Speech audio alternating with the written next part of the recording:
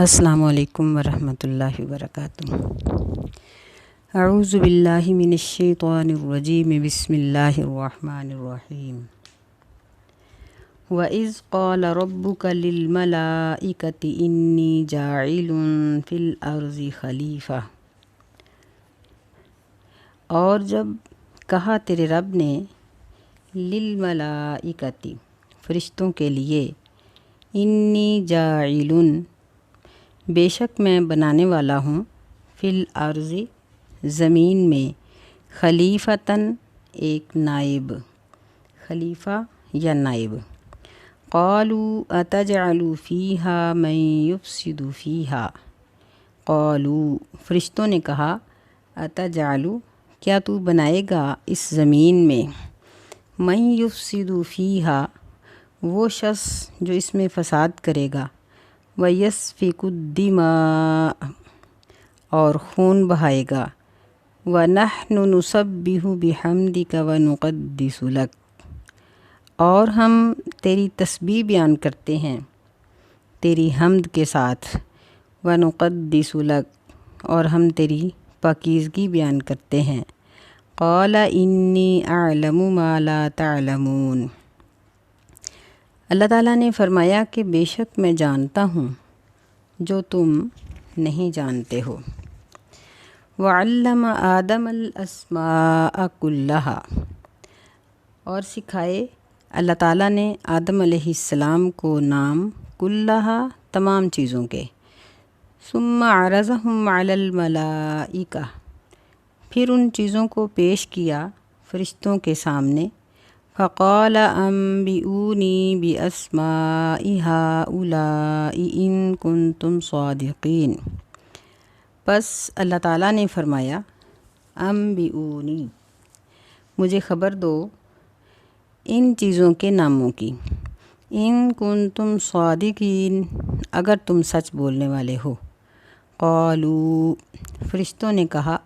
سبحانک لا علم لنا الا ما علمتنا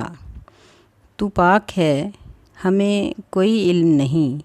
مگر جو تو نے ہمیں سکھا دیا،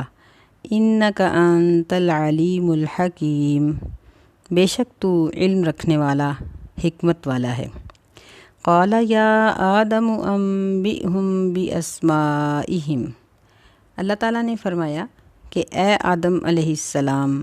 انبئہم ان کو خبر دے دو، باسمائہم ان چیزوں کے ناموں کی۔ فلما انبأہم باسمائہم پس جب آدم علیہ السلام نے ان کو خبر دی ان چیزوں کے ناموں کی، قال الم اقل لکم انی اعلم غیب السماوات والارض اللہ تعالیٰ نے فرمایا، الم اقل کیا میں نے نہیں کہا تھا تمہیں کہ بے شک میں جانتا ہوں غیب آسمانوں کے اور زمین کے، وَأَعْلَمُ مَا تُبْدُونَ وَمَا كُنْتُمْ تَكْتُمُونَ اور میں بہت اچھی طرح جانتا ہوں، ما تبدون جو تم ظاہری طور پر کرتے ہو اور جو تم کنتم تکتمون چھپا کر کرتے ہو۔ اب ہم ان آیات کو دوبارہ دیکھتے ہیں۔ وَإِذْ قَالَ رَبُّكَ لِلْمَلَائِكَةِ واو کا معنی اور، اذ کا معنی جب، قال کہا، ربک کا معنی تیرا، رب کا معنی رب، جب کہا تیرے رب نے، للملائکہ لل کا معنی ہوگا کے لیے، ملائکہ یہ ملک ان کی جمع ہے، یعنی تمام فرشتوں کو اللہ تعالیٰ نے کہا۔ یہاں وَإِذْ قَالَ اس بات کی طرف اشارہ کرتا ہے کہ اللہ تعالیٰ نے اپنے نبی صلی اللہ علیہ وسلم کو فرمایا کہ اے میرے نبی، آپ اپنی امت کے لوگوں کو بتا دو کہ جب تیرے رب نے اپنے فرشتوں کو کہا تھا، انی جاعل فی الارض خلیفہ، انی بے شک میں، جاعل یہ اسم فاعل ہے،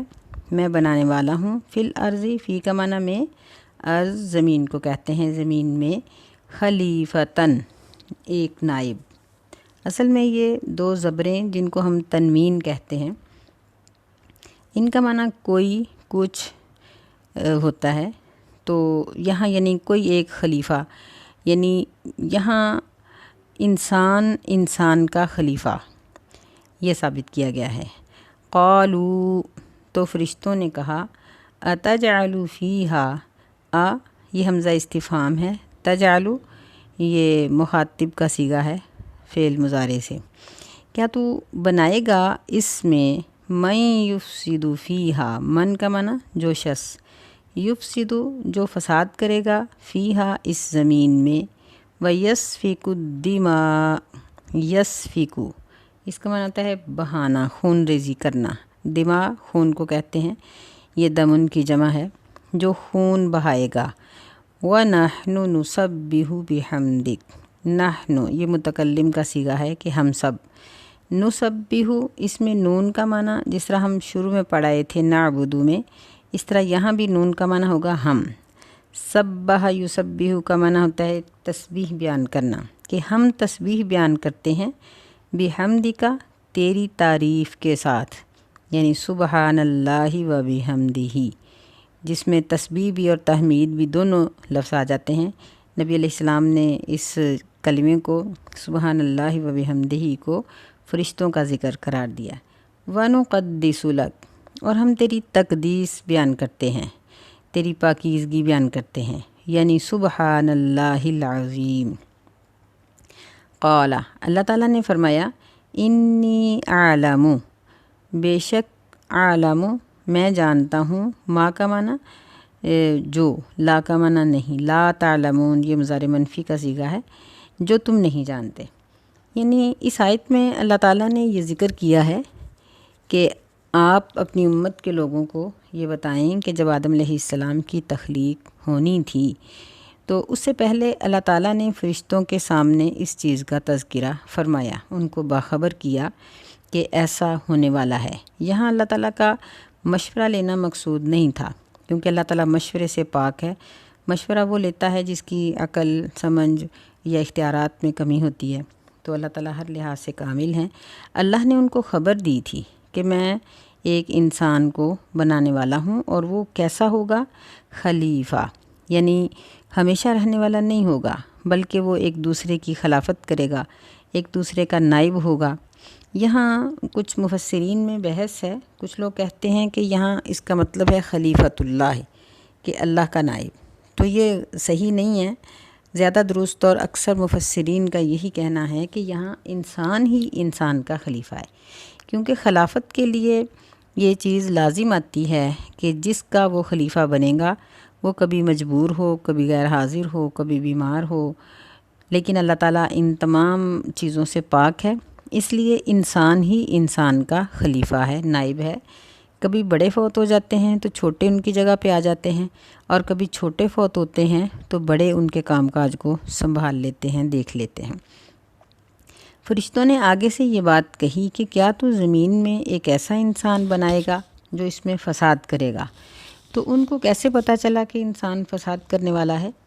تو یہ اللہ تعالیٰ کا دیا ہوا علم ہی تھا، کیونکہ اگلی آیات میں فرشتے اس بات کا اقرار کر رہے ہیں کہ ہم تو وہی جانتے ہیں جو تو نے ہمیں سکھایا ہے، اس سے زیادہ نہیں جانتے۔ تو چونکہ انسان کی فطرت میں یہ سب چیزیں موجود ہیں،